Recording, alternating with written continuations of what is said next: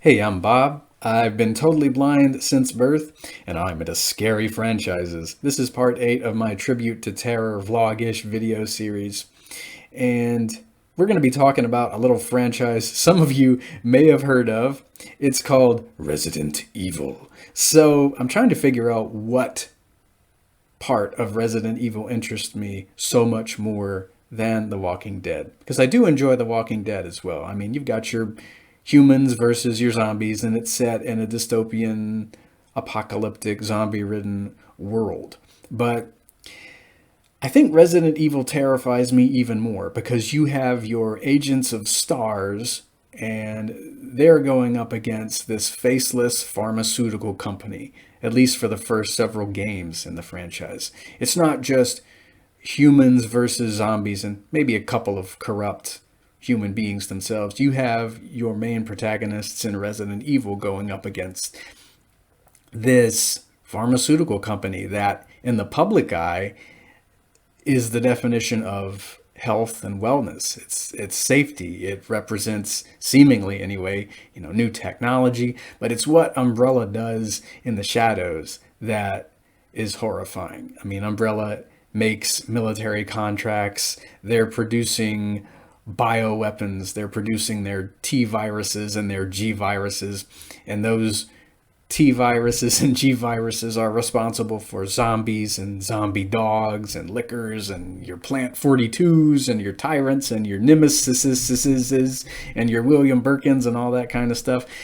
I think the Umbrella Corporation is quite a bit scarier than your mindless zombies because it takes forever to stop a company like Umbrella. And these guys have no regard for the lives that they've taken. Umbrella is all about power. They're all about money. They don't care who gets killed and who becomes zombies.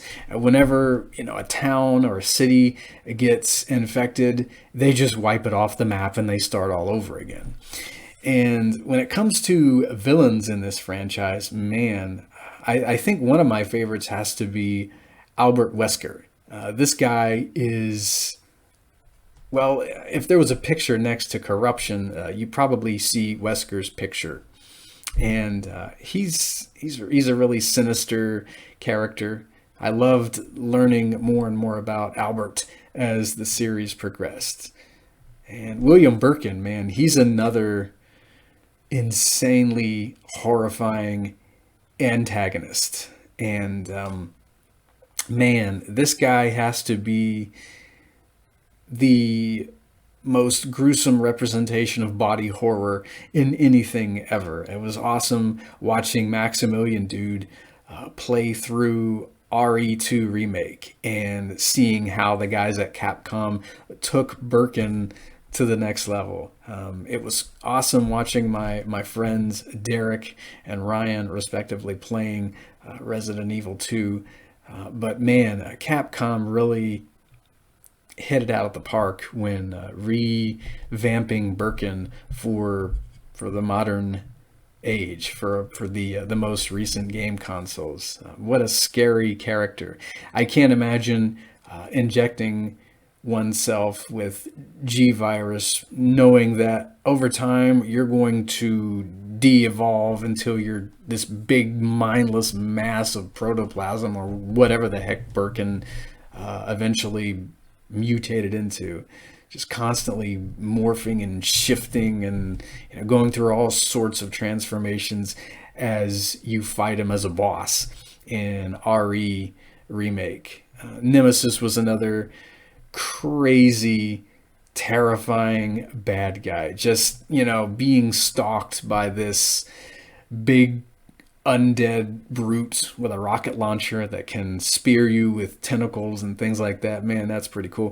Mr. X, man, in RE2 Remake, man, just hearing him stomping toward you. Mr. X was another crazy, horrifying antagonist, especially watching Maximilian Dude play the game on hardcore.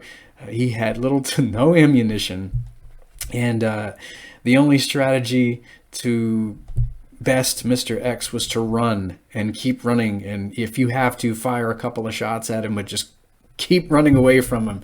I would love to eventually be able to play RE2 remake and Resident Evil Nemesis remake with text-to-speech and audio cues. As I said, I've been totally blind since birth. I did rent Resident Evil 2 on my original PS1 console in 1999 at around age 15. I got about as far as the burning wreckage after Mr. Why'd he bite me? After he crashed his truck into Claire's and Leon's car, and then the zombies just ate me every time because, you know, there were no text-to-speech and audio cues. But maybe I'll eventually live to see the day in which, you know, we get that kind of stuff in video games. If The Last of Us Part 2 is any indication, I mean, it is doable, and I don't necessarily think it's that expensive to put in games. You can just turn it on and off like you would a descriptive audio narration track in a movie. So, yeah, it would be fun to play the most modern Resident Evil games.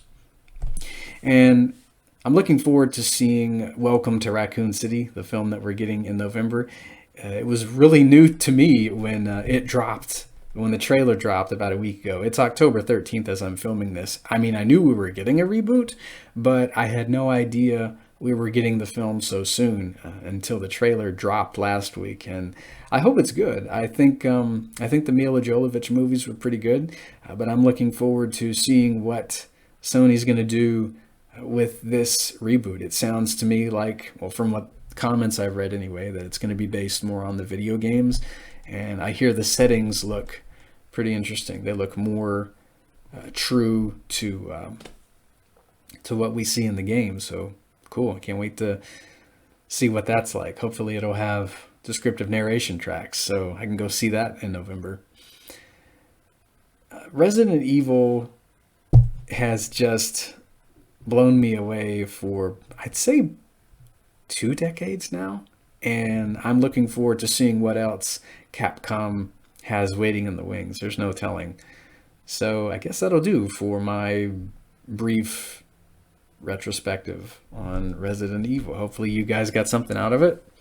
And next time we're going to be talking about a little series from the 90s called Are You Afraid of the Dark? Might ring a couple bells for some of you 90s kids out there. So I will hear you in the next Tribute to Terror video.